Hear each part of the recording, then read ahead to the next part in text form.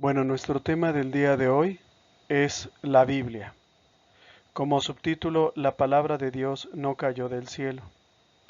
A lo largo de estas últimas clases hemos tratado de aproximarnos un poco a un tema que muchas veces hemos escuchado, pero que no siempre hemos profundizado.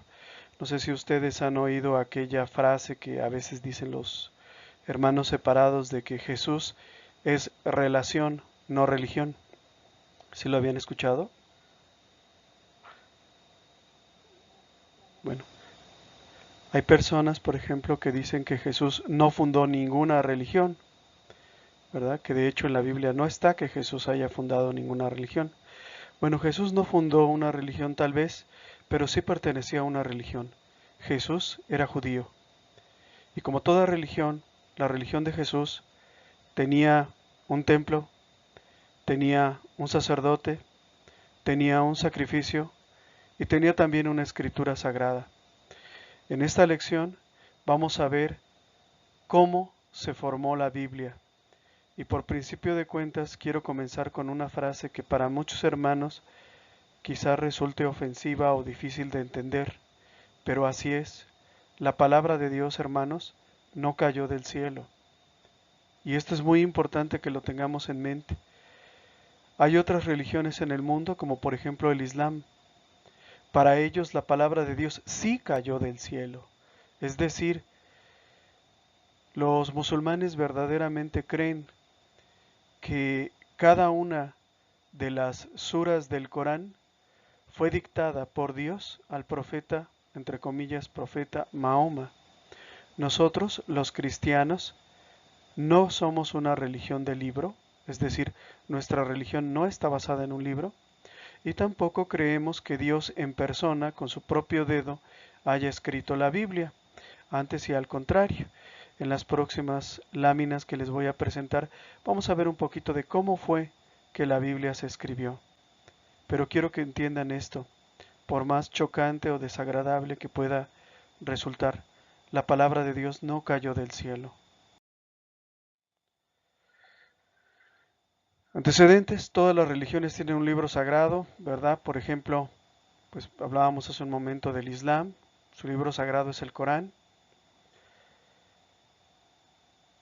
Y pues aunque para los musulmanes su libro sagrado sí cayó del cielo, para nosotros la Biblia no cayó del cielo.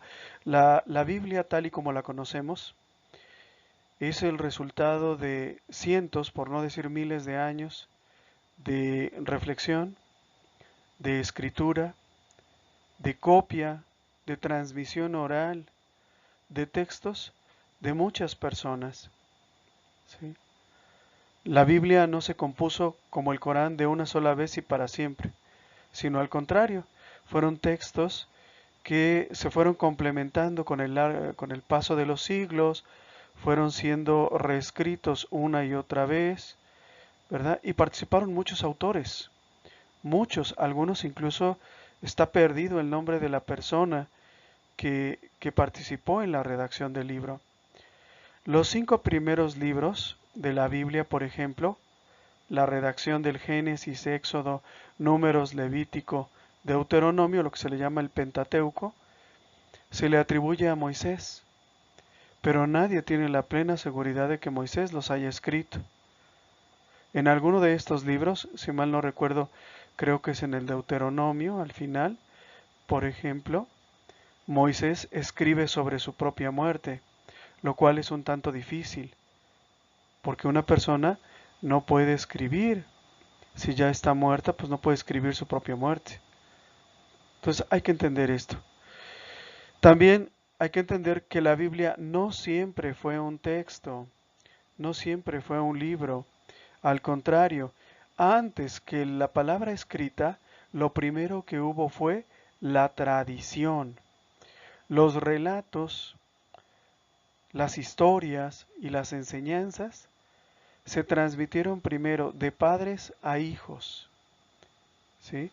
Y solo tiempo después, estas tradiciones, estas enseñanzas, fueron consignadas por escrito. Sucedió así con el Antiguo Testamento y sucedió así con el Nuevo Testamento. Jesús nunca escribió ningún libro. Jesús le enseñaba de viva voz a sus apóstoles y sus apóstoles la transmitieron esta enseñanza a sus sucesores, ¿sí? Y los sucesores la fueron plasmando por escrito.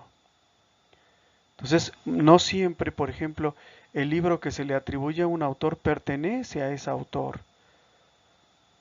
Se dice, por ejemplo, que el último de los evangelios, el Evangelio de Juan, debió ser escrito hacia el año 110, cuando ya Juan estaba privado de la vista, cuando Juan estaba ciego. Pregunta, ¿cómo pudo escribir si estaba ciego? Lo más seguro es que en este caso, como en el caso de San Pablo, muchos de sus libros o de los libros que se les atribuyen hayan sido dictados a otra persona, y esa otra persona fue quien los escribió, pero con el nombre del apóstol, ¿sí? Entonces hay que entender esto. La palabra escrita fue precedida por la palabra oral. La Biblia no siempre fue un texto, ni el Antiguo ni el Nuevo Testamento. Y vamos a ver un poco de historia. Vamos a hablar primero de la diáspora o la dispersión judía. Hacia el año 605 a.C., el pueblo de Israel sufrió una dispersión, o como se le conoce bíblicamente, una diáspora. ¿Qué pasó en 605 a.C.? El rey Nabucodonosor de Babilonia conquistó Jerusalén y realizó una deportación en masa de los israelitas, dando comienzo a un periodo que en la Biblia se le llama la cautividad de Babilonia. Nabucodonosor ordena que todos los miembros de la familia real, de la casta sacerdotal y de las clases altas de Israel sean deportados a Babilonia para servir como esclavos, para servir algunos de ellos en su corte y para desempeñar diferentes trabajos. Sin embargo, no todos los israelitas son deportados. En Israel se queda un resto, una porción, ¿verdad? Que después se le va a llamar el resto fiel, ¿sí? Este resto estaba integrado por los pobres, los trabajadores, la gente humilde que se queda en Israel para trabajar la tierra, ¿sí?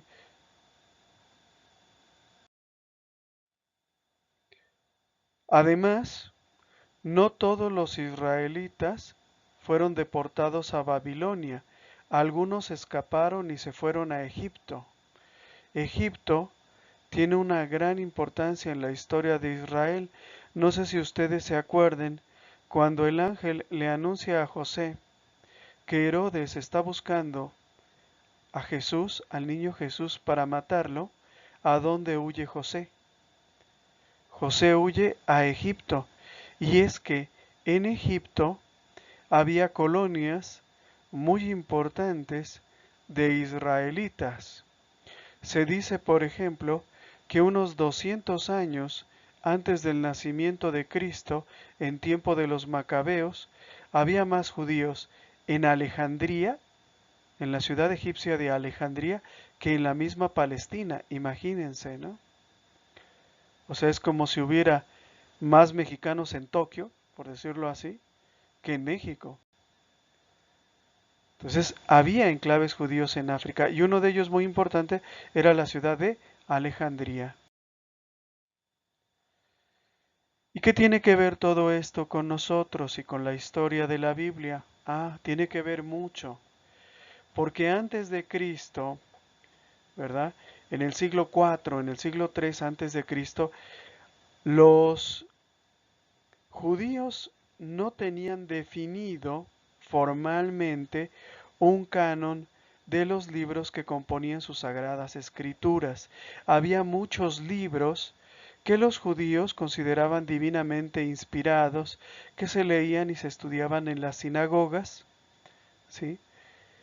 pero era una especie de canon establecido no formalmente, sino por costumbre.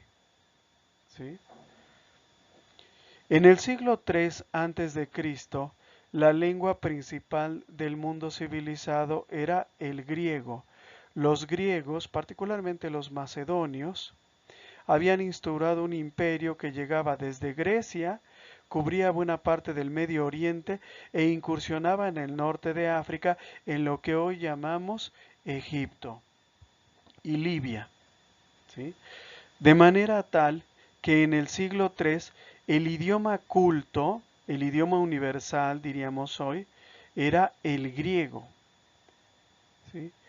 El hebreo, el idioma hebreo, era cada vez menos utilizado aún entre los judíos. Por ejemplo, Jesús y sus apóstoles en Palestina no hablaban el hebreo, hablaban el arameo. Entonces, el hebreo era un idioma, por decirlo así, en retirada, en desaparición, en proceso de desaparición. Por eso, porque cada vez se hablaba más el griego, sobre todo en estos enclaves judíos de Egipto, había mucha necesidad de una traducción de las sagradas escrituras al griego. ¿Sí? Había, por decirlo así, mucha demanda. La historia relata que Demetrio de Falerón, el bibliotecario de Ptolomeo II, ¿verdad? Un sucesor de los faraones, un gobernante, quería unas copias de la ley judía para complementar o para enriquecer la biblioteca de Alejandría, que en aquel entonces Alejandría era, por decirlo así, como hoy diríamos de la ciudad de Nueva York, era una ciudad cosmopolita, densamente poblada, ¿verdad? Una ciudad muy importante y que además tenía la biblioteca más grande del mundo, la biblioteca de Alejandría, pero una biblioteca que se precie de ser una biblioteca importante, pues no podría serlo si no tuviera una copia de la ley judía, de los libros sagrados de los judíos. Por eso este bibliotecario, ¿verdad?, solicitó una copia de la ley judía. Pero surgió un problema, que todos los libros estaban en otros idiomas, en arameo, en hebreo, etc. De manera tal que se tuvo que organizar un equipo para que tradujera las sagradas escrituras al griego. Por eso a esta traducción se le llamó de los 70, Septuaginta o Septuagésima. ¿Por qué se le llamó de los 70? Porque fue el número de traductores que trabajaron en la obra. Comenzando con la Torá, tradujeron todas las sagradas escrituras, es decir, todos los libros que hoy los católicos conocemos como el Antiguo Testamento. Entonces, la Torá era los libros básicos, ¿verdad? Génesis, Éxodo, Números, Levítico, Deuteronomio. Pero no tradujeron nada más eso, tradujeron otros libros más recientes, ¿verdad? Que no estaban en los antiguos cánones, pero que eran generalmente reconocidos como libros sagrados por los judíos. A estos libros, entre los cuales se incluye Macabeos 1, Macabeos 2, Eclesiástico, ¿verdad? Tobías. A estos libros los llamamos hoy deuterocanónicos, ¿sí? Entonces, no formaban parte de la Torá, pero eran utilizados ampliamente por los judíos en sus reuniones, para el culto y para la enseñanza.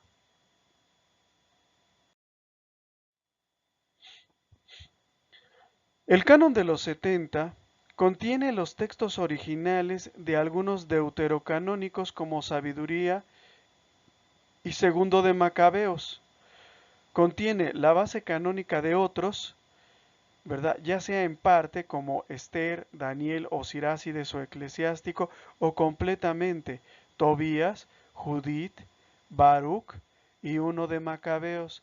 Es muy importante, hermanos, que pongamos atención en el nombre de estos libros, porque después Lutero, Martín Lutero, cuando cree su propia religión, cuando comience la reforma, va a cometer, algunos dicen el error, otros dicen que fue de manera deliberada, va a cometer el error de quitar estos libros de la Biblia y con esto va a crear una confusión religiosa tal que no logran resolver los protestantes hasta el día de hoy.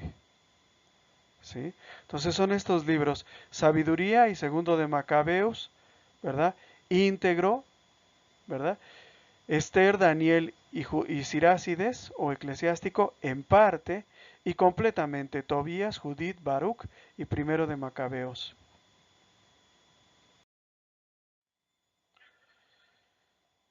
Entonces se podría decir que en el momento en el que Jesús nace, había informalmente un canon que era el canon que se le llamó alejandrino y era el que se usaba de manera, quiero decir, informal en tiempos de Jesús. ¿Sí? Era el más usado por los judíos en la era apostólica. Este canon, ¿verdad? Fue el que conoció Jesús. Por eso, la Iglesia Apostólica del primer siglo aceptó los libros deuterocanónicos como parte de su canon, es decir, como parte de los libros reconocidos como palabra de Dios. Todos estos que yo mencioné, Macabeos 1, Macabeos 2, Eclesiástico Sirácides, Judith, parcialmente el libro de Esther, el libro de Daniel, todos estos, la iglesia del primer siglo los aceptó porque los judíos los aceptaban y ellos eran judíos. ¿Sí? Orígenes, uno de los padres de la iglesia, afirmó en el año 254 que los cristianos usaban estos libros, los deuterocanónicos, aunque reconoció que algunos líderes judíos no los aceptaban oficialmente. ¿Y por qué la iglesia sí los aceptó? Porque fue la versión de la Biblia que conocieron tanto Jesús como sus apóstoles.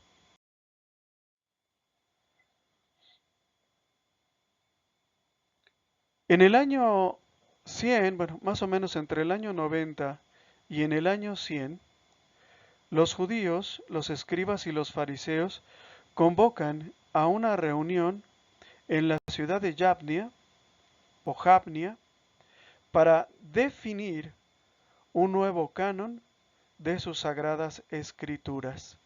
Recordemos en qué contexto lo hicieron. El templo de Jerusalén fue destruido ya en el año 60. Los judíos son una plaga, se extienden más, no solamente en Palestina, sino también en los enclaves judíos de Asia, de Grecia y de Egipto. Entonces ellos, los judíos, convocan a una reunión, no hay una fecha conocida de cuándo se realizó esta fecha. Recuerden que en aquellos tiempos no había mucha preocupación por el año. Solo se sabe que fue en la última década del primer siglo, entre el año 90 y el año 100. Entonces se convoca esta reunión en Yabnia, en Palestina, y se define un nuevo canon para las escrituras judías, quitando de la Biblia los libros que hoy llamamos deuterocanónicos, ¿verdad? Los que yo les mencioné, Macabeos 1, Macabeos 2, Tobías, Eclesiástico, Sabiduría, etc. Quitando también Esther, Judith, ¿verdad? También quitándolos. Y esto se hizo con una finalidad. ¿Cuál era la finalidad? La finalidad era cerrar el canon con los profetas Esdras, Nehemías y Malaquías, es decir, cerrando la revelación de Dios aproximadamente, ¿verdad? 433 años antes de Cristo. ¿Por qué tomaron esta decisión? Bueno, pues porque lo que ellos querían hacer era quitar todos estos libros que de alguna o de otra manera daban pie o daban sustento a las enseñanzas cristianas, haciendo pasar como que 400 años antes de Cristo hubo un silencio bíblico, una ausencia de revelación en los siglos precedentes al nacimiento de Jesús. Es lo que decimos hoy, dejar a los cristianos colgados de la brocha, ¿sí? Quitarles la escalera, dejarlos sin sustento. No puede haber venido el Mesías porque desde hacía 400 años Dios guardaba silencio y ese era su propósito, distanciarse del cristianismo, hacerlo ver como una doctrina espuria, sin sustento bíblico. ¿Sí? Y la verdad es que no hubo ningún silencio bíblico, hubo una gran producción de textos sagrados antes de Cristo e incluso después de Cristo. ¿Sí? Esa fue la última etapa de revelación antes de la venida del Mesías. Entonces, fíjate bien, aunque los judíos en su mayoría reconocían el canon alejandrino en tiempos de Jesús, ¿sí? Los judíos lo quitaron o los quitaron estos libros deuterocanónicos de sus sagradas escrituras. Sin embargo, para cuando ellos hicieron esto, hacia el año 90 del primer siglo, la iglesia cristiana, ¿verdad? Los seguidores de Jesús ya eran lo suficientemente fuertes e independientes. Por eso, aunque los judíos sacaron estos libros deuterocanónicos de sus sagradas escrituras, nosotros, los cristianos, los seguimos utilizando. ¿Por qué? Porque Jesús los utilizó, porque Jesús los conocía y porque era el canon, mismo que fuera informal, que prevalecía en tiempos de Jesús.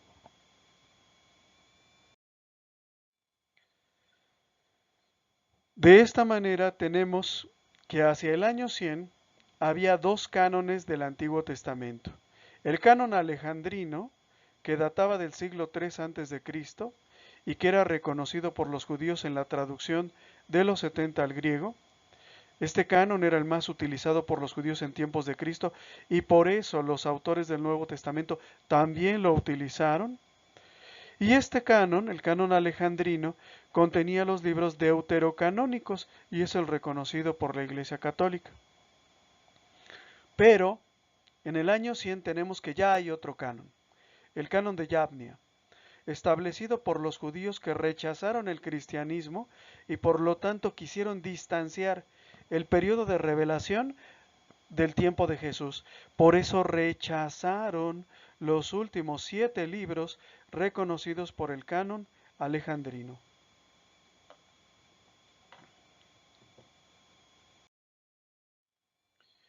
¿Y por qué es importante esto para nosotros? Si los judíos hacen lo que quieran con sus escrituras, si incluyen un nuevo libro, ¿verdad? Si quitan otro, ¿qué nos importa a nosotros?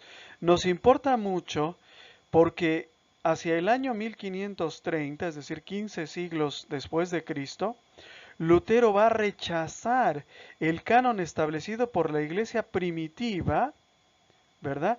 Y va a adoptar el canon de Yabnia.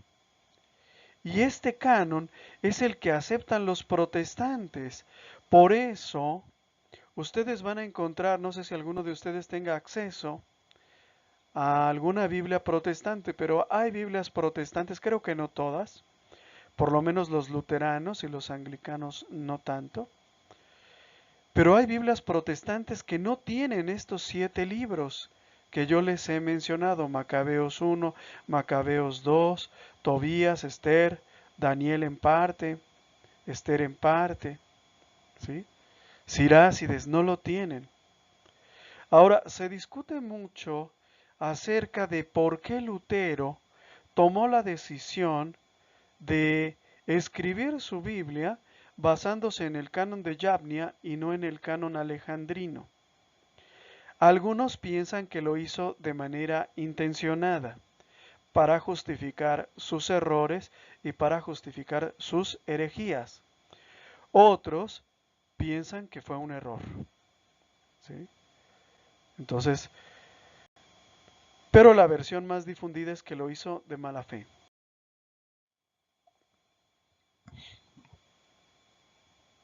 La Iglesia estableció el canon de la Biblia, y esto es muy importante entenderlo. Antes que la Biblia, primero fue la Iglesia, ¿sí? Es importante entender que la Iglesia fundada por Cristo, o sea, la Iglesia católica, precede, es anterior al Nuevo Testamento.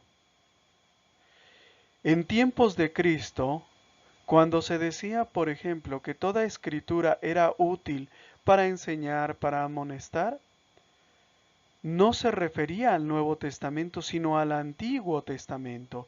Cuando en el Antiguo Testamento se habla de la escritura o las escrituras, ¿verdad? Se refiere a estos libros de la Septuaginta. Se refiere al Antiguo Testamento de los católicos.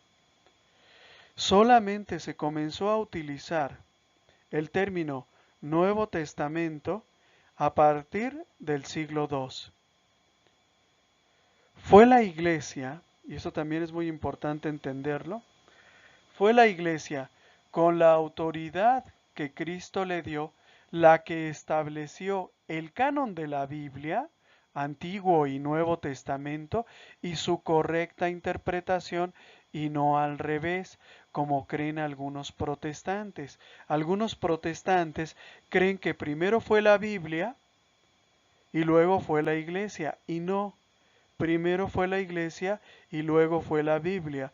Durante casi 400 años, la Iglesia católica predicó el Evangelio sin que hubiera una Biblia como hoy la conocemos. ¿Qué había entonces? Había diversos escritos.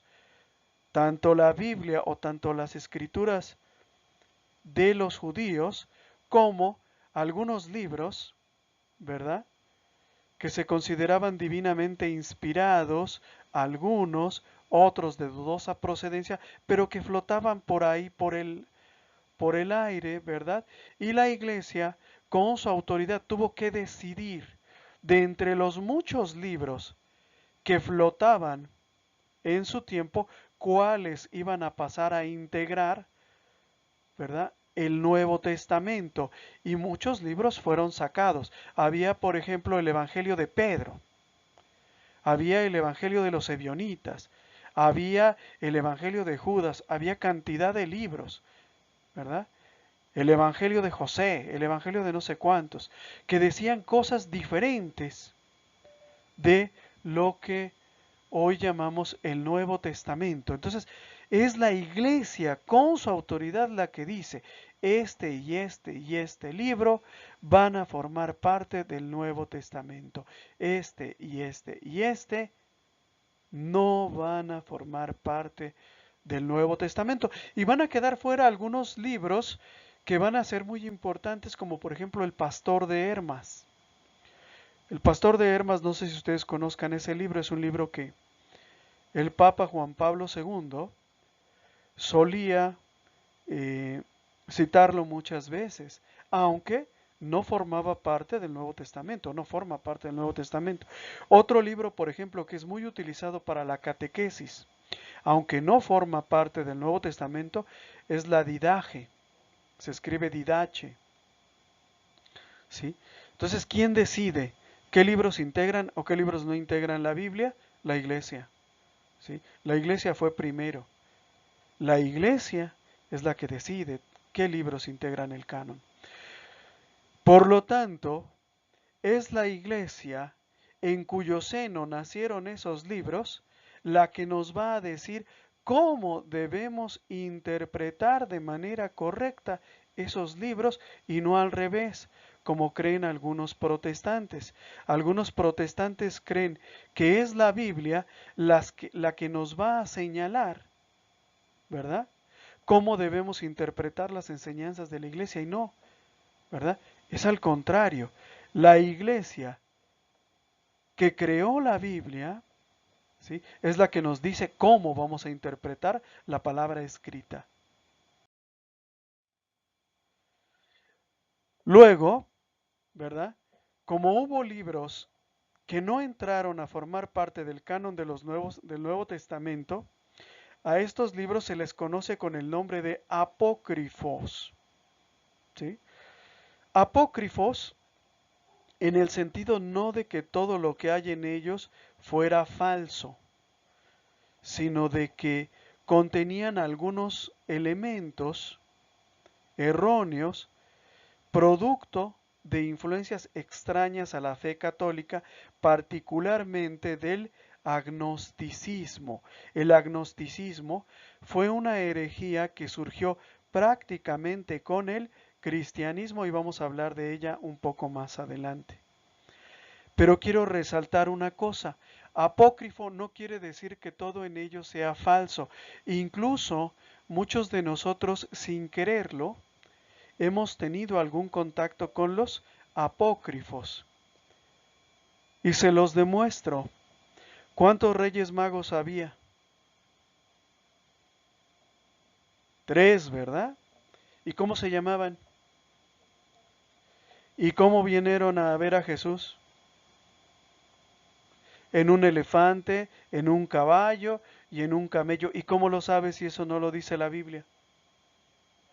Lo dicen los evangelios apócrifos. ¿Sí?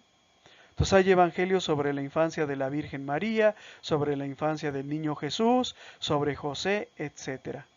Entonces la iglesia los rechazó, pero no porque absolutamente todo lo que digan fuera falso, sino porque contenían algunos errores o cosas que se podían malinterpretar y conducir a interpretaciones equivocadas. ¿Por qué les digo yo esto? Bueno, porque cuando venga Lutero, Lutero va a declarar apócrifos los libros deuterocanónicos, que sí vienen en la Biblia católica, pero utilizando la palabra apócrifos en un sentido diferente, queriendo decir que nada hay en ellos que sirva para conocer la palabra de Dios, que no son divinamente inspirados.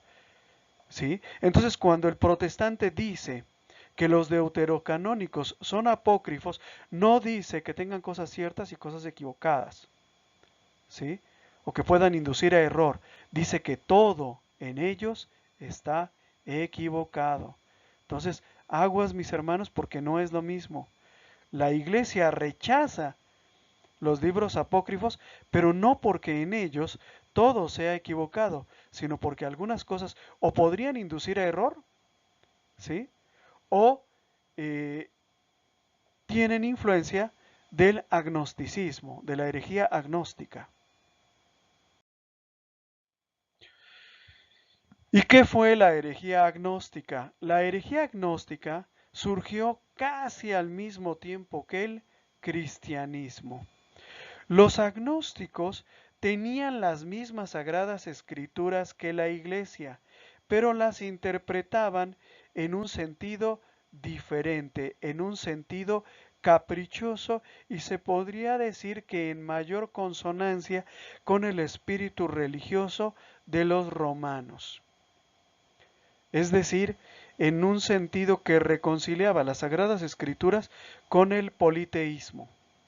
Para los agnósticos, el Dios verdadero no era el creador del Antiguo Testamento, no era Yahvé, ¿sí? Sino otro. También distinguían entre diversos Cristos entre los seres del mundo celeste.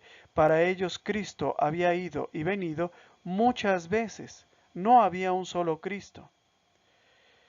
La palabra agnóstico viene de gnosis, que quiere decir conocimiento. Los agnósticos creían que había un conocimiento, ¿verdad? Esotérico que Jesús le había revelado, pero no a todo al mundo, no a todo el mundo, sino a unos cuantos iniciados, y que ellos profundizaban este conocimiento. En otras palabras, eran ocultistas. Eran ocultistas. Y para ellos no se trataba de saber que Jesús había resucitado a Lázaro, sino de cómo lo había hecho. Ellos creían que este conocimiento de cómo sanar, de cómo resucitar, Jesús lo había dejado, pero solo para algunos.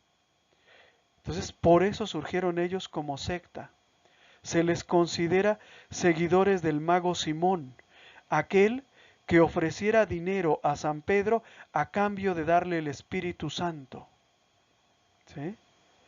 Entonces ellos estimaban que la salvación se obtenía por el conocimiento, no por el sacrificio redentor de Cristo, sino por el conocimiento de uno mismo, como chispa divina encerrada en la materia. Creían que la redención de Cristo consistía no en su pasión, muerte y resurrección, sino en despertarnos a ese conocimiento, sino en traernos a ese conocimiento oculto que la iglesia no te enseñaba, pero que los agnósticos sí te querían enseñar. ¿Sí?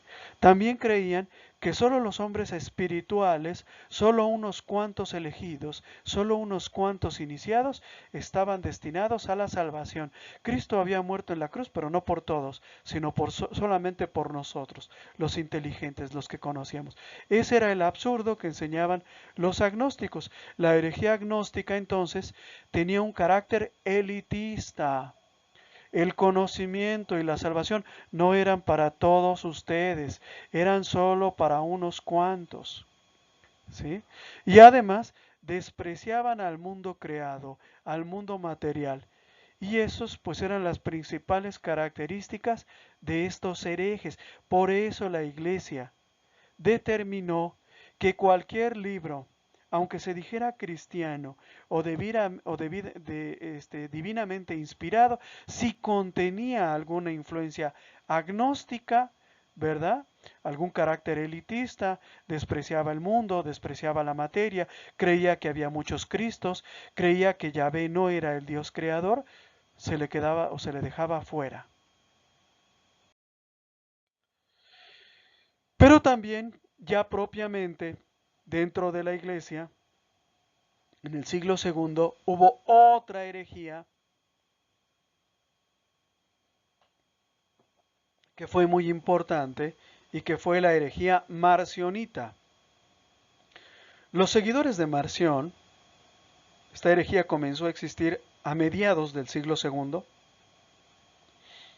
Ya habíamos dicho que los agnósticos comenzaron a existir como herejía casi con el mismo cristianismo. Bueno, en el siglo segundo, en el año 144, los seguidores de Marción en Roma, es decir, en el seno del mundo pagano, ¿sí?, comenzaron a creer cosas distintas. ¿Sí? Rechazaban los escritos del Antiguo Testamento, todos, decían los marcionistas. Hay que quitar de nuestra Biblia el Antiguo Testamento. Enseñaban que Jesucristo no era el Hijo del Dios de los judíos, sino el Hijo de otro Dios. Es decir, también ellos tenían esta idea de que había dos dioses.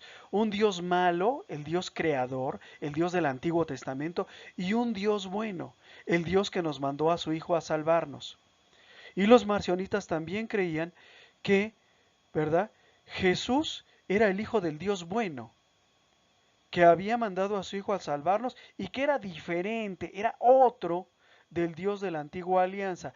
¿Qué es esto? Politeísmo. ¿Y por qué politeísmo? Porque ellos eran romanos, reconciliaban el cristianismo con la religión politeísta de Roma. Y fue muy grave porque ellos proponían quitar todo el Antiguo Testamento y reinterpretar el Nuevo Testamento para que coincidiera con sus herejías. ¿Y por qué fue tan grave la herejía marcionita? Porque duró 300 años, se acabó casi en el siglo V.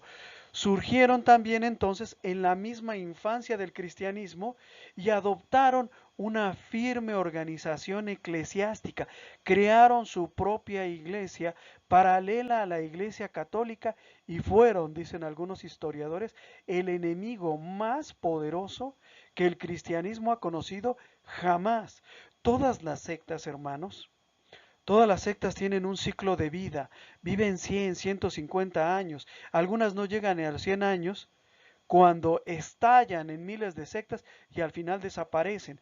Por ejemplo, si tú ves a los pentecostales, ellos fueron fundados por Ellen White a fines del siglo XIX. El pentecostalismo hoy, principios del siglo XXI, no han transcurrido ni 200 años, ya es una torre de Babel, ya estalló en miles de sectas diferentes que enseñan cada una burrada distinta. Y digo burrada porque no son doctrinas, son burradas. Y eso es lo que aprende la gente que se sale de la Iglesia Católica. En cambio, los marcionitas crearon su verdadera iglesia y llegó a ser muy fuerte, tan fuerte que fueron ellos los que se podría decir que obligaron a la Iglesia Católica a sentarse y definir qué libros iban a ser parte de su Nuevo Testamento, qué libros iban a ser parte de la Biblia. ¿Sí? Entonces, esa fue la importancia de la herejía marcionita. No los absurdos que enseñaban, sino que obligaron a la iglesia. ¿Qué hacemos? ¿Rechazamos el Antiguo Testamento? ¿O adoptamos el Nuevo de los judíos? Y de los libros, ¿adoptamos todos los que están circulando por ahí? ¿Qué tal las actas de Pedro? ¿Sí? En donde dice que el diablo toma a Jesús de un pelo y lo lleva por los aires. ¿O qué tal este otro donde dice que Jesús entra a las aguas del río Jordán y se incendian? ¿O qué tal este otro donde Jesús le dice a la Virgen María que por qué se tiene que bautizar si él no tiene pecado? Es decir, rechaza el bautismo. ¿Sí? Entonces la iglesia fue obligada, ¿sí?, a hacer un concilio, o más bien varios concilios, para definir el canon de sus sagradas escrituras. O sea, el Antiguo Testamento, la Biblia judía, más el Nuevo Testamento. ¿Y cuáles van a ser parte del Nuevo Testamento? Entonces todo esto obligó a la iglesia a definir su propio canon. Estos dos hechos, la existencia del canon de Yavnia y las dos herejías que hemos comentado, la agnóstica y la marcionita, obligaron a la iglesia a que, con la autoridad apostólica que Cristo le dio, Cristo dijo, quien a ustedes los escucha, a mí me escucha, así que fíjense lo que hablan, los obligó a definir la lista, el canon de los libros sagrados de la Biblia. Los concilios de la Iglesia Católica, el concilio de Hipona en 393 y el concilio de Cartago en 397 y 419, ambos en el norte de África, confirmaron el canon alejandrino con 46 libros para el Antiguo Testamento y fijaron el canon del Nuevo Testamento con 27 libros, los 27 libros que conocemos hoy. Los historiadores, ¿verdad?, para demostrar la autoridad, la vigencia del canon del Nuevo Testamento, citan una carta del Papa Inocencio I, fechada en el año 405, que oficialmente recogen el canon ya fijo de 46 libros del Antiguo Testamento y los 27 del Nuevo Testamento. Sumen ustedes 46 más 27. ¿Cuántos libros les da? 73. Las Biblias católicas tienen 73 libros. Y esto data de una fecha tan temprana como el año 393, es decir, la Biblia solo existe prácticamente a partir del año 400. Los protestantes enseñan, por ejemplo, que cuando Jesús le dijo a sus apóstoles, vayan y prediquen el Evangelio por todas partes, les dio a cada uno una Biblia y no, mis hermanos.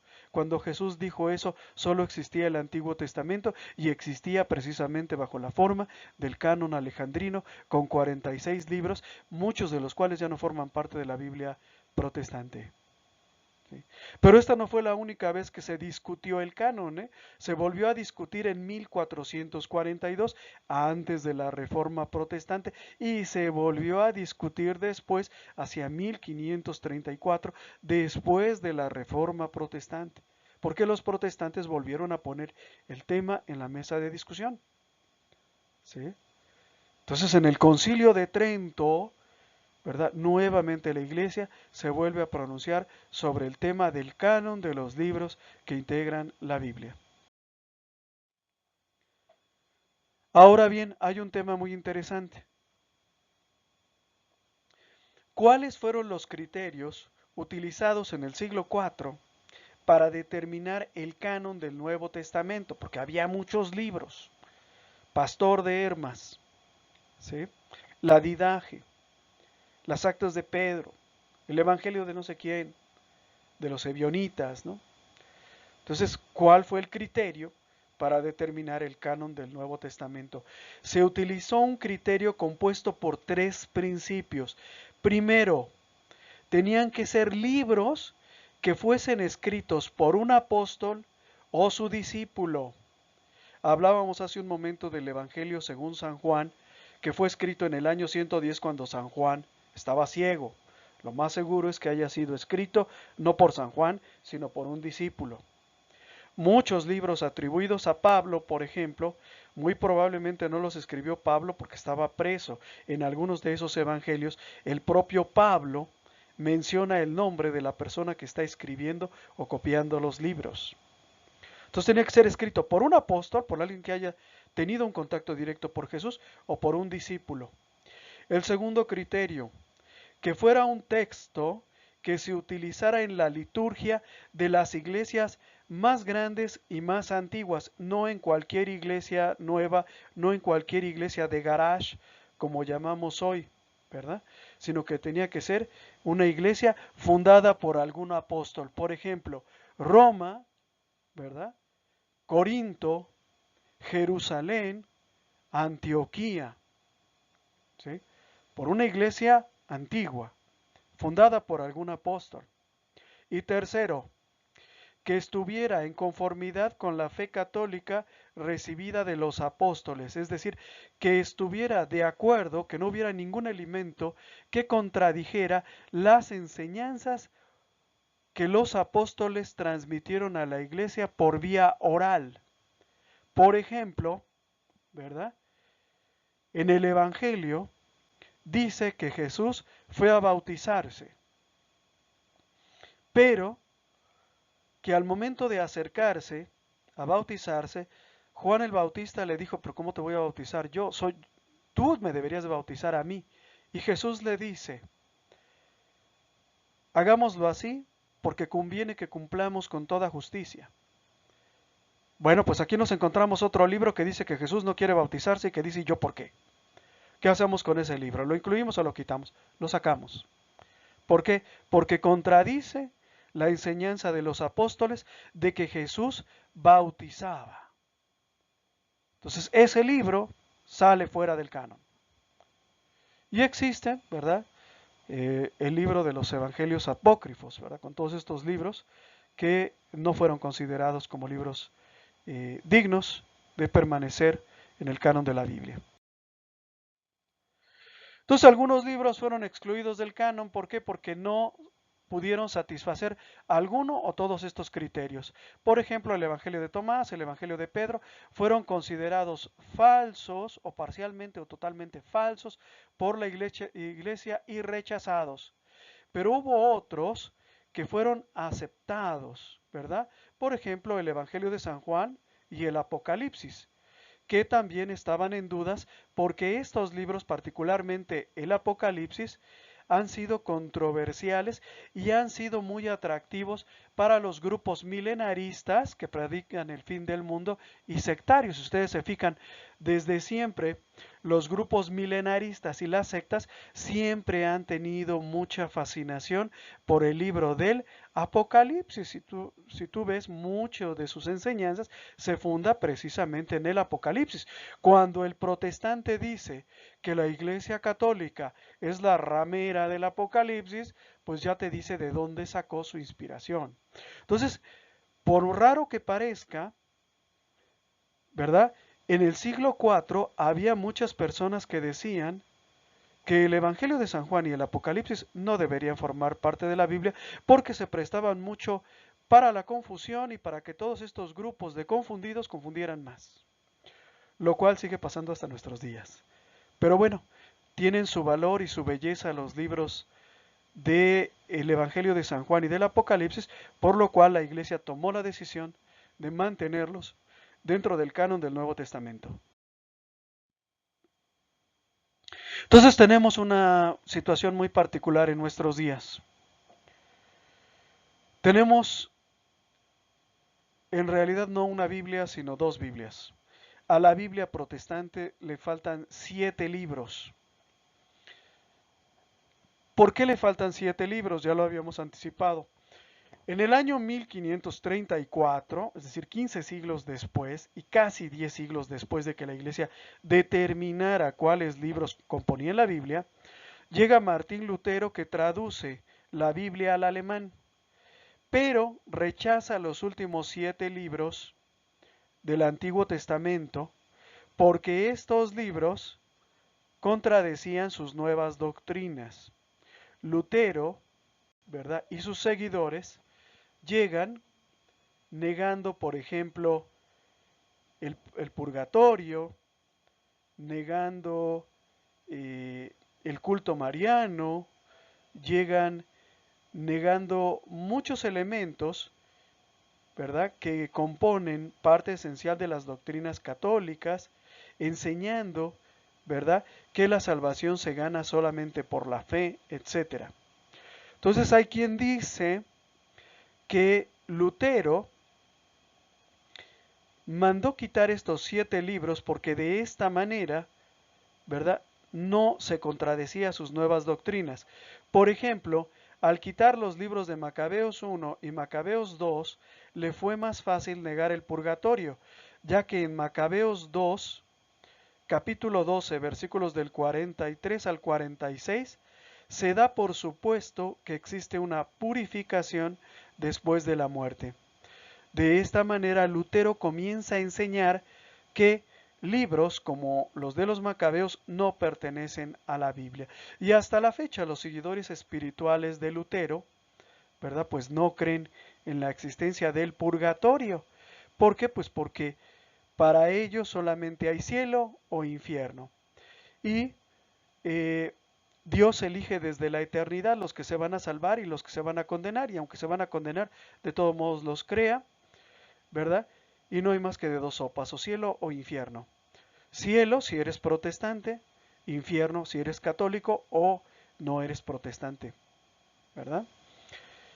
Entonces, por esa razón, Lutero saca estos libros. Yo pienso que también hubo algo de equivocación en lo personal, eso ya es agregado mío, ¿verdad? Porque Lutero no confiaba en la Iglesia Católica, entonces cuando él quiere hacer su Biblia, pues decide confiar más en la Biblia judía, ¿verdad?, que en la católica.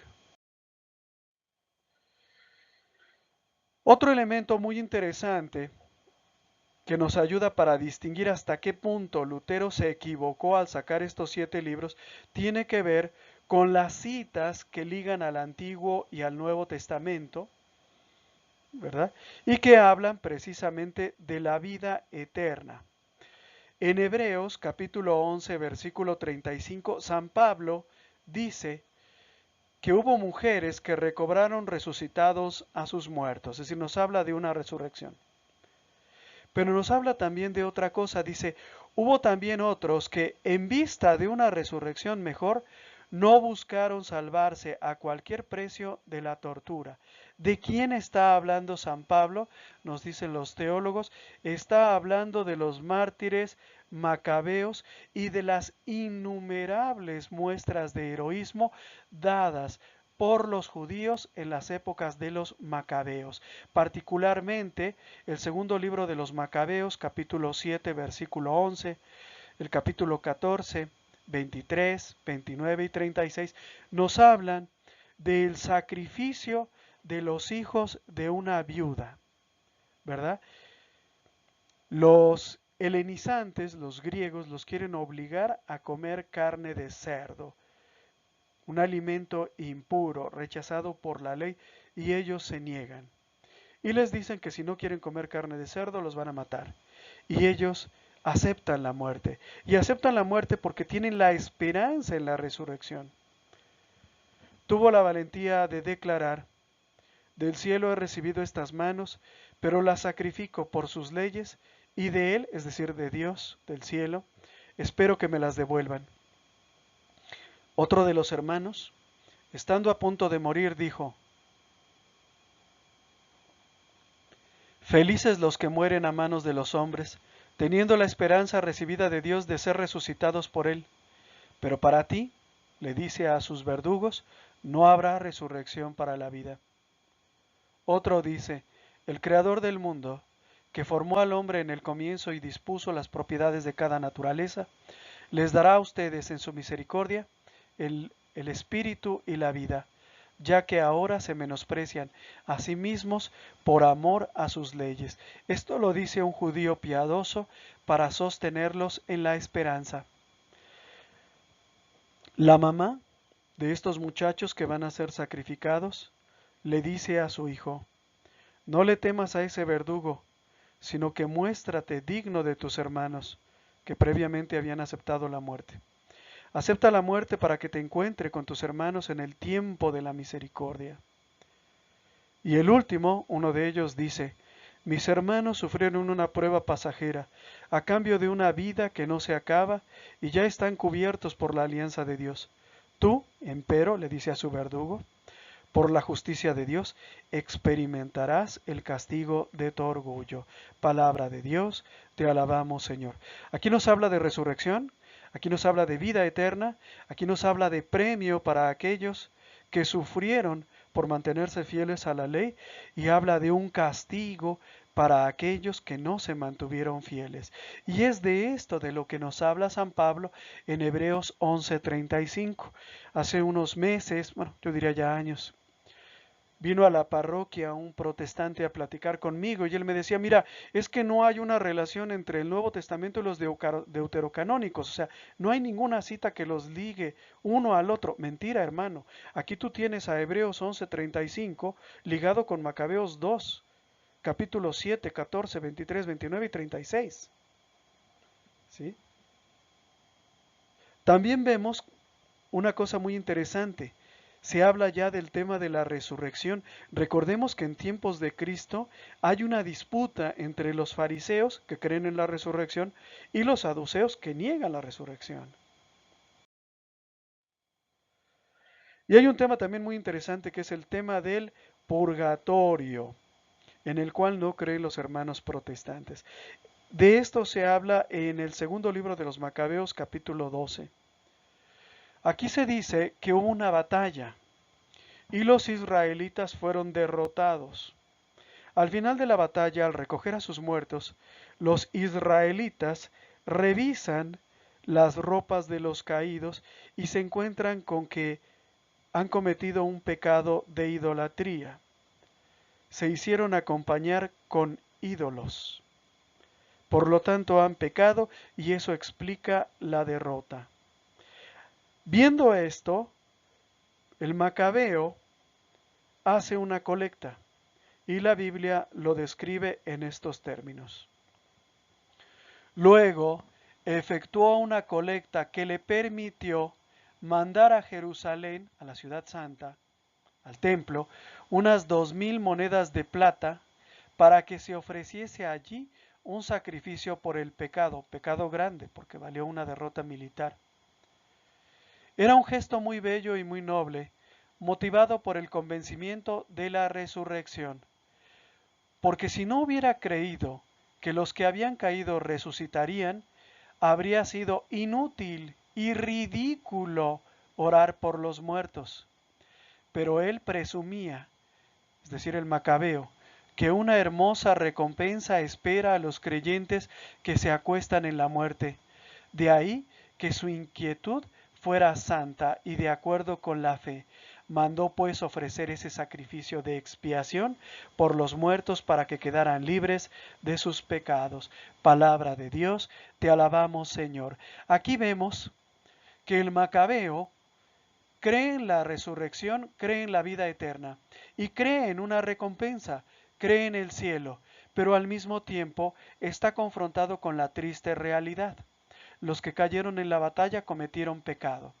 Y el Macabeo cree que después de su muerte, el Macabeo no es protestante, aunque estén en pecado todavía pueden salvarse. Por eso manda hacer sacrificios y oraciones por ellos. ¿Sí? ¿Y qué es esto sino la convicción de que todavía se pueden salvar, la convicción de que existe el purgatorio, un espacio intermedio, un lugar donde estos que yacen en el polvo todavía pueden salvarse. Por eso, aunque están muertos, oran, a diferencia, por ejemplo, del protestante. O sea, el protestante, el muerto, muerto está, ya murió y como pertenecía a nuestra secta, ya está en el cielo. Ya no hay ni qué moverle, pues. ¿Sí? El macabeo no. El macabeo entiende que ellos cayeron en pecado y por lo tanto hace oración por los muertos. El católico hace oración por los muertos, hace rosarios, hace exequias. Protestante no. ¿Por qué? Porque solamente hay cielo e infierno y él pertenecía a la secta. Por lo tanto, haya pecado o no haya pecado, él ya está salvado. ¿Sí? Eso de que si pecó o no pecó ya es secundario. ¿Sí entienden ustedes cómo el privar a la Biblia protestante de estos libros creó una fe, una creencia y una doctrina totalmente diferente de la nuestra? ¿Sí? Y sí pueden ustedes ver, y quiero que vean, cómo antes de Cristo se creía en el purgatorio, quizás no lo llamaban de esa manera, pero ellos creían que verdaderamente con oraciones podían ayudar a que se les perdonara los pecados a aquellos que habían muerto habiendo estado en pecado. Entonces, ¿qué pasa? Que Lutero adopta el canon de Yabnia. Lutero consideró conveniente, supongo que para él, optar por el canon de Yabnia, que los judíos habían establecido precisamente para distanciarse del cristianismo, para dejar al cristianismo sin sustento, para dejar a los cristianos colgados de la brocha. Y lo prefirió a pesar de que sabía que le faltaban libros, los deuterocanónicos, que Jesús, los apóstoles y la iglesia primitiva desde el principio habían reconocido. A los libros que quitó de la Biblia,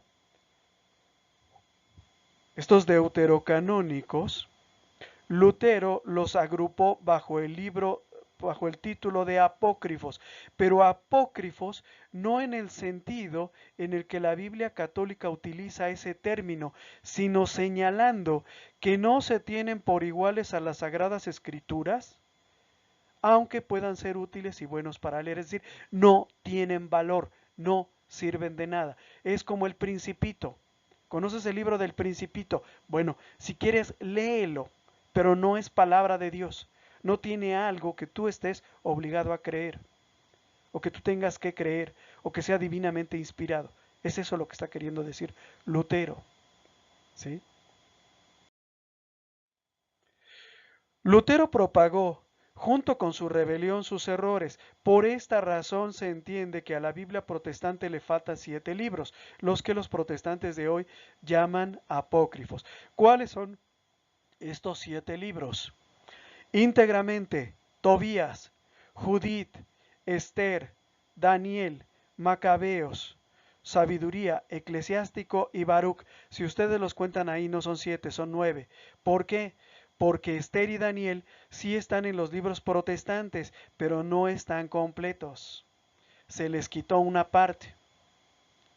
Ahora, es muy interesante aquí tratar de entender por qué estos libros fueron sacados de la Biblia primero por los judíos y después por Lutero. Estos libros contienen elementos que son muy peligrosos para la fe judía y para la fe protestante de hoy. Por ejemplo, no sé si alguno de ustedes ha leído el libro de Esther, ¿sí? O ha leído el libro de Judith. ¿Sí lo han leído?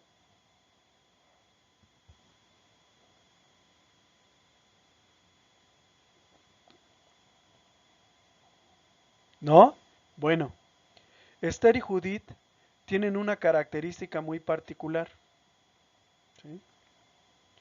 Dios salva a su pueblo, a Israel, pero para salvarlo se vale de una mujer. Los dos libros contienen esta idea básica. Y esta idea básica de alguna manera te anticipa lo que es el culto mariano.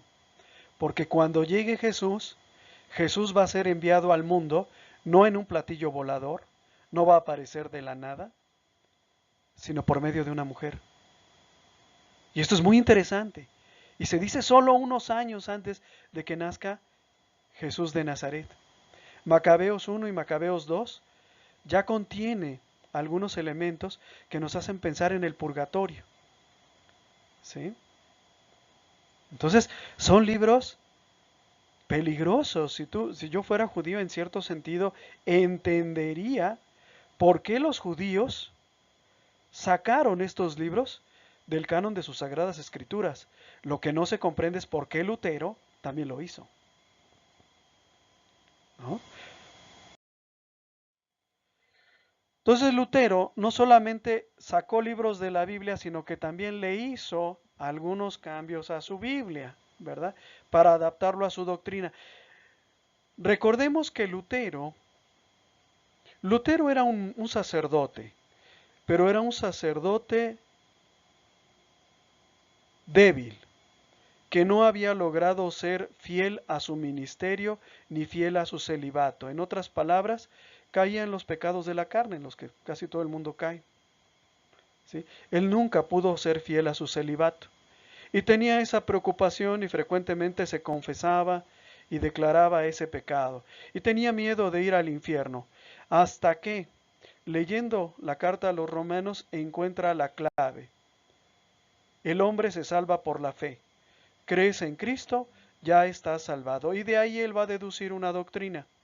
Todos los que crean en Cristo, cometan o no cometan pecado, ya están salvados. ¿Sí? Y va a hacer una cosa muy interesante. En la cita de Romanos 3:28, en donde dice que el hombre se justifica, es decir, queda constituido justo por la fe, él le va a agregar una palabrita, solo por la fe. De esta manera va a matar dos pájaros de un tiro. Por un lado va a criticar las indulgencias. La idea de las indulgencias está basada en una premisa de que el hombre puede hacer algo para ganar su salvación. ¿Qué algo? Ofrecer una limosna, hacer una obra de caridad. Entonces, Lutero va a golpear esta idea, pero al mismo tiempo va a encontrar una herramienta, una mentira, que le va a servir a él para consolarse. No importa qué tanto peque yo, ¿sí? Porque con creer en Cristo, yo ya estoy salvado. Yo ya tengo el cielo asegurado. Pero hay un problema. La carta de Santiago, ¿verdad? El apóstol Santiago nos dice, muéstrame tu fe sin obras, que yo, por mis obras, te demostraré mi fe. En otras palabras, la fe y las obras van unidas. Y esto contradice las enseñanzas de Lutero de que solamente por la fe nos salvamos. Los protestantes de hoy lo dicen de otra manera, solo Jesús salva. Solo por la fe somos salvados. No hay nada que puedas hacer tú para ganar o para contribuir a tu salvación. Por eso Lutero va a decir que la carta del apóstol Santiago es una epístola de paja. ¿Tú sabes qué es la paja?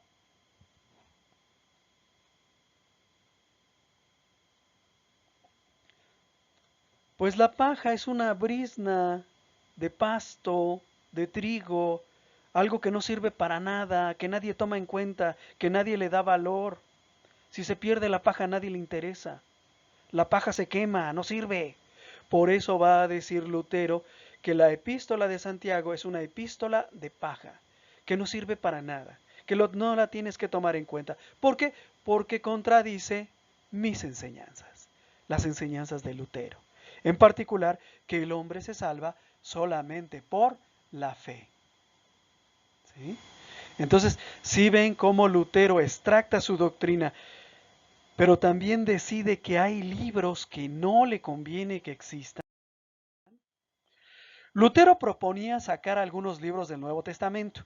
¿Qué hizo Lutero? Se tomó la libertad, fíjate bien, tomándose el lugar de los concilios, él se toma la libertad de agrupar los libros del Nuevo Testamento de la siguiente manera. Va a definir su propio canon. Va a decir, hay libros que son importantes. Por ejemplo, los libros que son obra de Dios, divinamente inspirados para la salvación.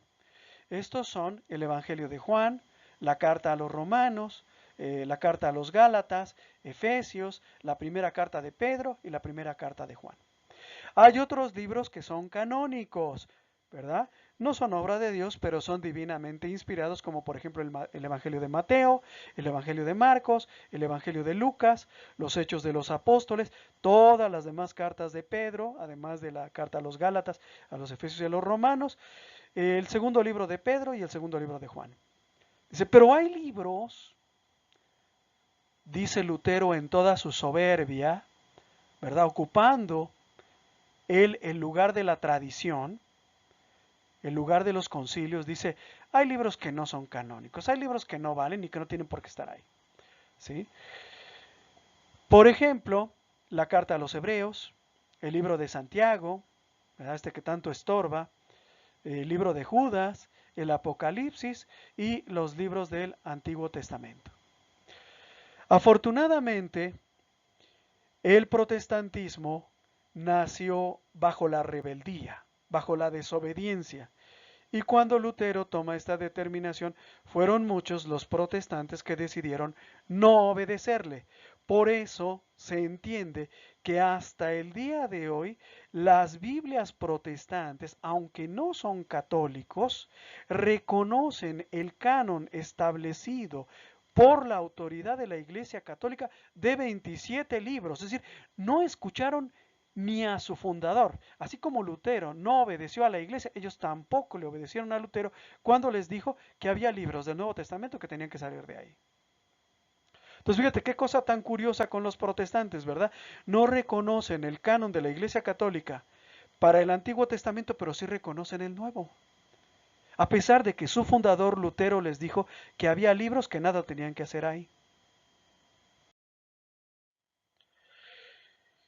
Mucho se ha hablado acerca de la Biblia de Gutenberg. Algunos dicen que fue la primera edición de la Biblia que existió. Ya había otras ediciones de la Biblia antes de Gutenberg, pero, ¿sí? ¿Cuál fue la característica o la particularidad? Que fue la primera Biblia impresa. No fue la primera Biblia que existió. Y la verdad es que la Biblia de Gutenberg está basada en la Biblia latina, es decir, la Vulgata, y por lo tanto contenía esta primera Biblia que se imprimió, contenía los 46 libros del canon alejandrino. La Biblia protestante no fue la primera Biblia que se imprimió, como creen muchos. Más adelante, al cundir el protestantismo fue un fenómeno de la cúpula de la iglesia. A diferencia del protestantismo actual, el protestantismo actual es un fenómeno de masas, es un fenómeno de la chusma, es un fenómeno de la plebe, ¿sí? Gente sin cultura, sin conocimiento, que decide adherirse a nuevas doctrinas. El protestantismo del siglo XV fue un movimiento de élites, fue un movimiento de cúpulas, sacerdotes, obispos, conventos, decidían pasarse al protestantismo. Casiodoro de Reina fue un monje español, él y todo su convento se pasaron al protestantismo y decidió hacer una traducción al español de la Biblia y se basó en la Biblia que tenía a la mano, es decir, la Biblia con el canon alejandrino en el Antiguo Testamento. Realizó una traducción tan buena que incluso dentro del marco de la Iglesia Católica se le considera que es una joya de la literatura. Esta Biblia se llama Reina Valera a pesar de que solo la hizo o solo la escribió, solo la redactó Casiodoro de Reina. ¿Por qué se llama Reina Valera? Bueno, la aportación de Cipriano de Valera es la siguiente. Llega Cipriano de Valera, toma la Biblia de Casiodoro de Reina, busca los libros deuterocanónicos y los arranca. Por eso se le llama Reina Valera. Esa fue la contribución de Cipriano de Valera. ¿sí? Y es la Biblia que aprenden o que estudian muchos protestantes. Otros no, ¿verdad? Creo que los testigos de Jehová utilizan una traducción propia que se llama la traducción del Nuevo Mundo, pero esta es una Biblia muy importante para el mundo protestante. Y esa fue, por eso se llama Reina Valera. Esa fue la contribución de Cipriano de Valera. Tomar la Biblia y arrancarle los 7 libros. La iglesia anglicana está en una posición diferente. Originalmente, recordemos que su fundador, el rey Enrique VIII, pretendía, no lo logró, pero pretendía ser un buen católico, ¿verdad? Al principio, la iglesia luterana consideraba que los deuterocanónicos tenían algún valor. Se decía, por ejemplo, al principio de recién fundada esta iglesia, que los deuterocanónicos pueden ser leídos para ejemplo de vida e instrucción de costumbres, pero no deben ser usados para establecer ninguna doctrina. Es decir, no son palabra de Dios, pero son útiles. Es como el Principito. O sea, no es palabra de Dios, pero si tú me preguntas, ¿debo leer o no leer el Principito? Yo te digo, léelo, no te hace daño, no hay nada malo en ellos. Así. De manera que la primera traducción de la Biblia de la Iglesia Anglicana, la llamada Biblia del Rey Jaime, hecha en 1611, vean qué año, contenía la Biblia íntegra, los libros del Nuevo Testamento y del Antiguo Testamento, 73 libros en total. Pero más adelante, otro personaje de la Iglesia Anglicana llamado Juan Lightfoot, en 1643, criticó este orden, alegando que los malditos apócrifos, así los llamaba, es decir, no solamente no divinamente inspirados, sino malditos, pudiesen ser vistos así como un puente entre el Antiguo y el Nuevo Testamento. Siguiendo este ejemplo, la Confesión de Westminster en 1647, un concilio de la Iglesia Anglicana, decidió que estos libros, los deuterocanónicos, al no ser de inspiración divina, no son parte del canon de las Sagradas Escrituras y por lo tanto no son de ninguna autoridad de la Iglesia de Dios y no deben ser en ninguna forma aprobados o utilizados más que otros escritos humanos. Es decir, no vale más, ¿sí?, los deuterocanónicos que el Quijote de la Mancha, ¿sí?, o que cualquier libro escrito por Shakespeare. O sea, no vale más que cualquier libro humano y debe salir de la Biblia. Por supuesto que frente a este ataque protestante, la Iglesia Católica tiene que volver a discutir el tema y en 1563 en el Concilio de Trento la Iglesia retoma la discusión y vuelve a corroborar el canon alejandrino de 46 libros para el Antiguo Testamento y enseña además que los deuterocanónicos deben ser tratados con igual devoción y reverencia que todos los demás libros de la Biblia. Y esto en realidad no es más que volver a decir lo que la Iglesia ya había dicho en el siglo IV. ¿Sí? En 393 en el concilio de Hipona. ¿Sí? En realidad lo que hizo la Iglesia pues fue simplemente reiterar lo que ya se había dicho. A manera de conclusión, el cristianismo nació en el seno de judaísmo. No venimos tampoco de la nada, hermanitos. La Iglesia Católica no cayó del cielo. ¿Sí? La comunidad de los cristianos está vinculada en su origen con el pueblo judío. Tanto Jesús como los apóstoles fueron judíos. El cristianismo ha nacido en un ambiente cultural y religioso muy particular que es el judaísmo del siglo I.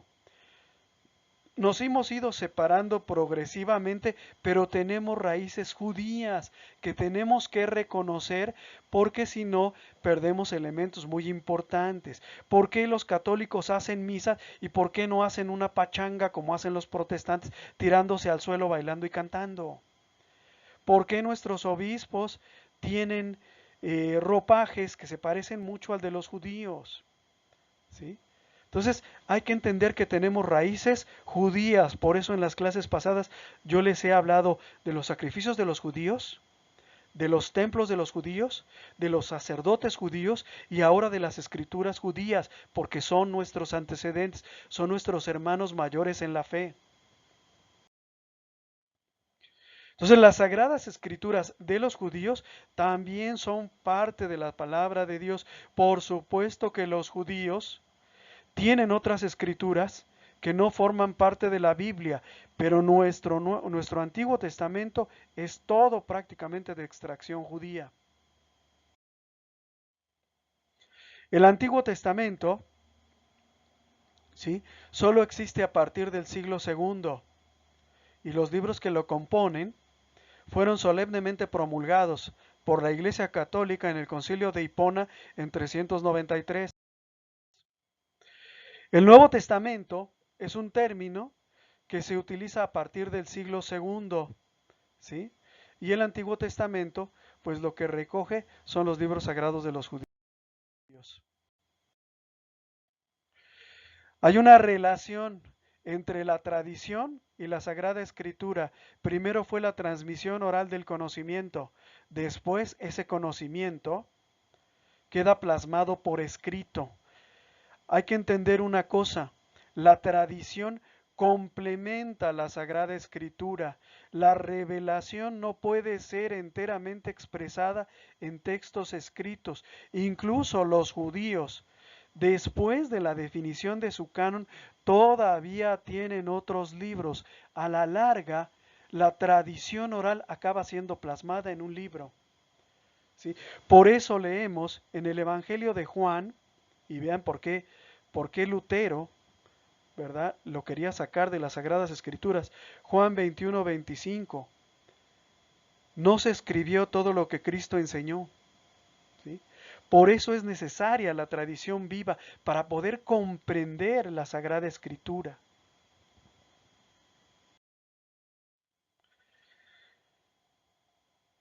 Pensemos de manera lógica.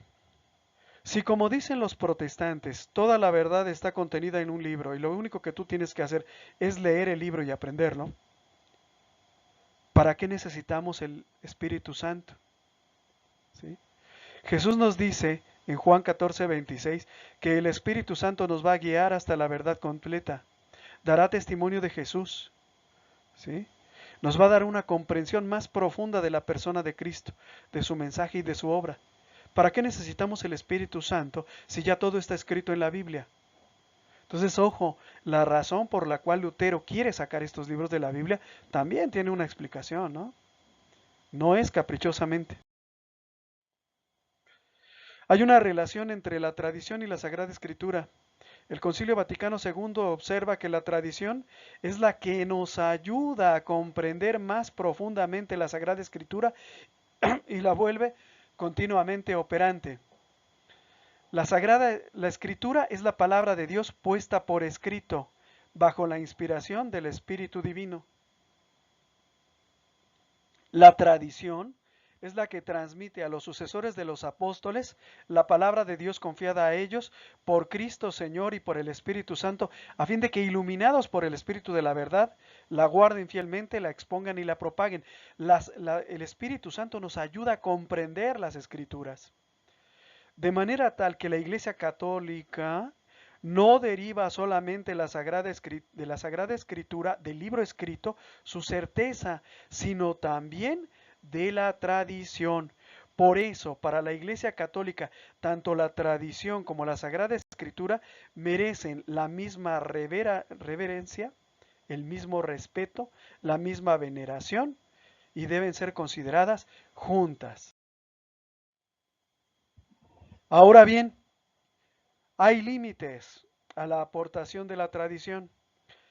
La Sagrada Tradición y la Sagrada Escritura constituyen un solo depósito sagrado de la palabra de Dios confiado a la Iglesia, de manera tal que no puede existir una tradición que contradiga a la Sagrada Escritura, ni puede haber algo en la Sagrada Escritura que contradiga a la tradición.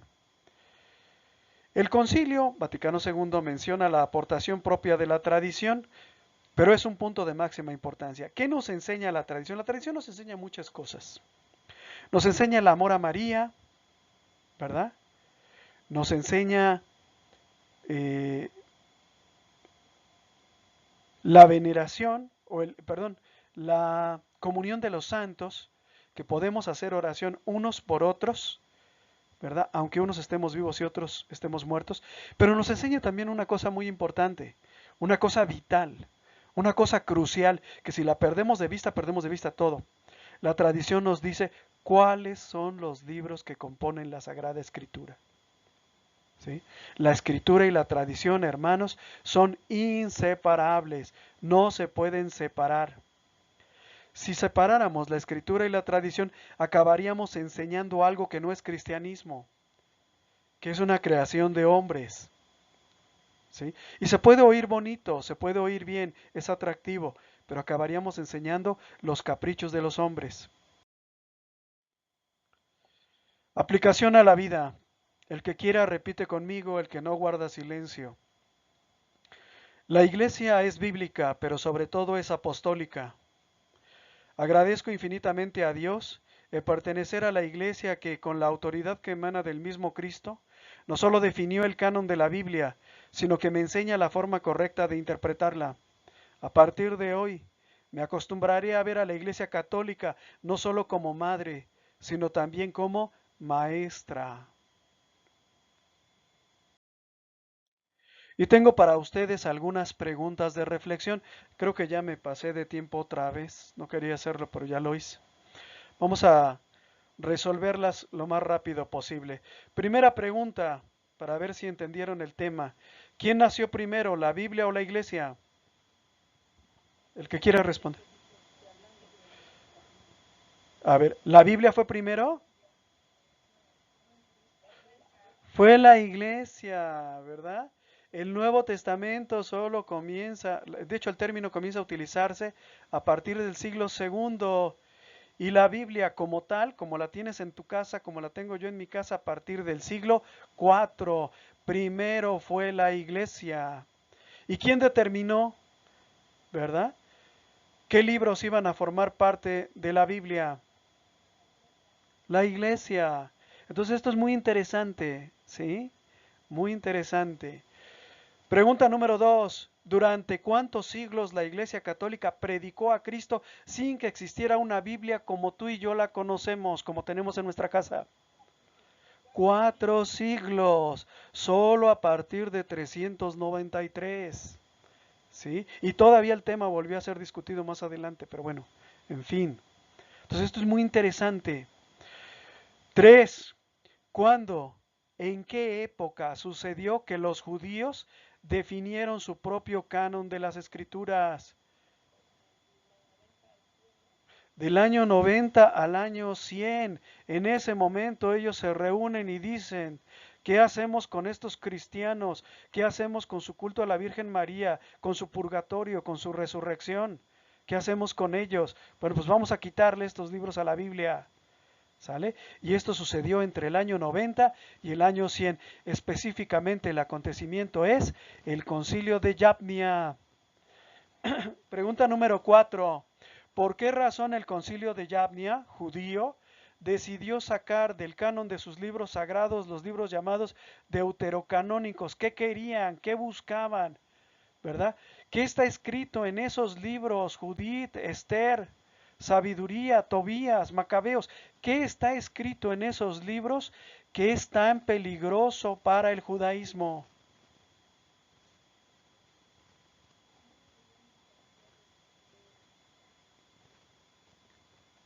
Así es, ¿verdad? Dejarlos solos. ¿Cómo va a llegar el Mesías si tiene 400 años que Dios no habla? Ahora sale un loco, un tal Jesús de Nazaret, de la nada, y viene a decir que la profecía se ha cumplido. ¿Cuál profecía? No hay profecías ya. Hay un silencio bíblico. Pero además querían otras cosas. Esos libros dicen algo que no es sano para los judíos. Hablan de temas de los que los judíos ni los protestantes hablan. De la Virgen María. ¿Cómo Dios va a salvar al mundo por medio de una vieja? No manches. O sea, no me vengas a engañar con esas cosas. Bueno, Judith y Esther lo dicen. Dios salva al hombre por medio de una mujer. ¿Sí? Y no porque la mujer muera por ellos, sino porque por medio de ella les llega la salvación. Pero además habla del purgatorio, habla de la vida eterna, ¿sí? Habla de la resurrección, que se discutía todavía en el siglo I. ¿Sí? Pregunta número 5. ¿Qué es más importante, la Biblia o la tradición? La tradición, o sea, ¿cuál? ¿La Biblia o la tradición? A ver, díganme bien porque ambas, las dos. Son inseparables. La Biblia te dice la palabra de Dios escrita, pero la tradición te dice cómo la vas a entender. La tradición te dice cuál Biblia es la que vas a leer. ¿Sí me entienden? Por eso dice la Iglesia Católica, el Concilio Vaticano II, que son las dos. Ninguna es más importante que la otra. Imagínate, por ejemplo, si hubiera una tradición que contradijera lo que dice la Biblia. ¿No? Pues no puede ser. Las dos son igualmente importantes y son complementarias. No es que la tradición sea lo más importante, no es que la Biblia sea la más importante, sino que ambas son igualmente importantes. Para el protestante no. Para el protestante solamente la Biblia es importante. La Biblia es la única norma de fe. Guárdate las enseñanzas de los padres apostólicos. Guárdate tus concilios. Guárdate lo que han decidido tus concilios. Eso a mí no me importa. La Biblia es lo importante. Y la Biblia no habla de purgatorios. La Biblia no habla de Virgen María. La Biblia no habla de que la Iglesia Católica sea la Iglesia de Jesús. Por lo tanto, ¿sí? Yo protestante no creo lo que tú crees. No creo en santos, ni en vírgenes. ¿Sí me entiendes? Entonces son las dos. ¿Sí? Número 6. ¿Puede un libro contener toda la revelación de Dios? ¿Puede un libro contener toda la verdad, solo la verdad y nada más que la verdad? Reflexiona Juan 21:25. A ver, esos que tienen una Biblia cerca. ¿Qué dice Juan 21:25? El Evangelio según San Juan, capítulo 21, versículo 25.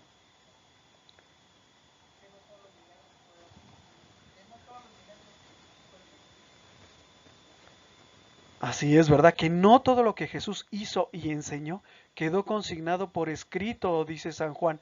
Estos se escribieron para que ustedes creyeran en Jesús y para que creyendo en Él tuvieran vida en su nombre. Por eso escribimos estos y los otros no. Pero Jesús enseñó y dijo muchísimas cosas. ¿Sí? Entonces, no hay un libro que pueda contener toda la revelación de Dios. Y número 7. ¿La iglesia es bíblica o es apostólica? No sé, ustedes díganme. Hace unos días pasaba por una calle y en una casa decía, Iglesia Bíblica Jesús el León de Judá. Y dije, ay, qué fregones, sus enseñanzas están basadas en la Biblia.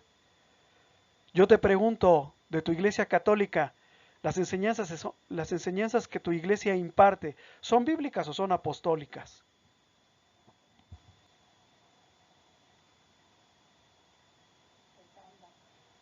Las dos cosas, mis hermanos, en realidad esta es una pregunta tramposa, es un caso de falsa disyuntiva, ¿verdad?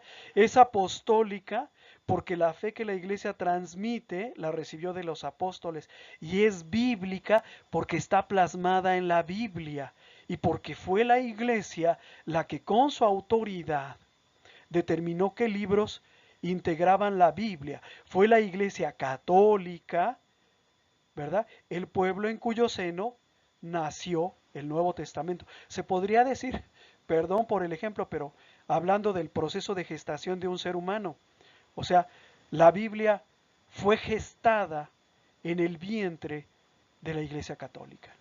Entonces nuestra iglesia es bíblica, pero también es apostólica, ¿sí? O sea, las dos cosas en realidad, ¿sale? Bueno, pues hasta aquí la exposición. Ahora yo los escucho a ustedes.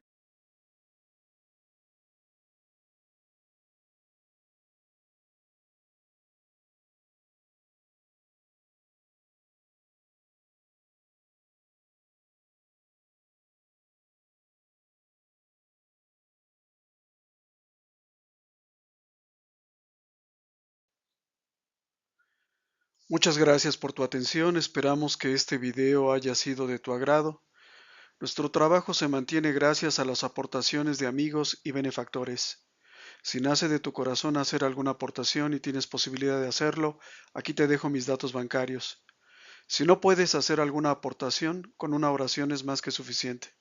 Que Dios te bendiga y muchas gracias.